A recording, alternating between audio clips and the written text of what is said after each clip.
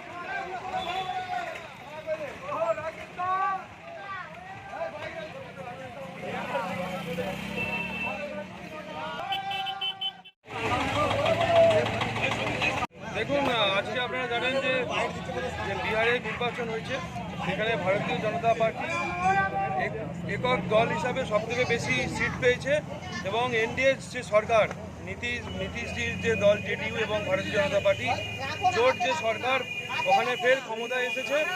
তো এর আগেতে যেভাবে বলা হচ্ছিল বিভিন্ন এক্সিট পোলকে দেখিয়ে খাড়া করে যে ওখানে নাকি যে মহাজোট জিতবে, তো আজকে মানুষ তাদের যে মনের ইচ্ছা সেটা প্রকাশ করেছে। ভারতীয় জনতা পার্টি ওখানে ক্ষমতায় এসেছে এবং পশ্চিমবঙ্গের কিছুদিনের মধ্যে আমাদের বিধানসভা নির্বাচন আছে। আমরা সেই নির্বাচনে 2/3 সিট পেয়ে, এখানে 200-র বেশি সিট পেয়ে জয়লাভ করব। তাই আজকে আমাদের এই বিহারের নির্বাচনে জেতার ফলে কর্মীদের যে আনন্দ উচ্ছ্বাস আমরা দেখতে পাচ্ছেন, এটা শুধু আরামবাগ বলে নয়, পুরো ভারতবর্ষ জুড়ে হচ্ছে, পশ্চিমবঙ্গ জুড়ে হচ্ছে। তো এটা ওই জন্য আজকে এখানে আমরা অকাল হোলি করছি। বলছি, বিহারের ফলের প্রভাব কি পশ্চিমবাংলাতেও পড়বে বলে মনে হচ্ছে আপনাদের? দেখুন, পশ্চিমবঙ্গের রাজনীতিতে বিহারের প্রভাব পড়বে, পার্শ্ববর্তী রাজ্য তো, কিন্তু প্রভাবের থেকেও বড় কথা হচ্ছে এখানকার মানুষ এই তৃণমূল সরকারের উপর বিরূপ আছে। তাই এখানকার মানুষের যে ধ্যান ধারণা, এখন ভারতীয় জনতা পার্টি সাধারণ মানুষ চাইছে যে বিজেপি এখানে ক্ষমতায় আসুক, তৃণমূল সরকারের যে অপশাসন থেকে পশ্চিমবঙ্গকে মুক্ত করা।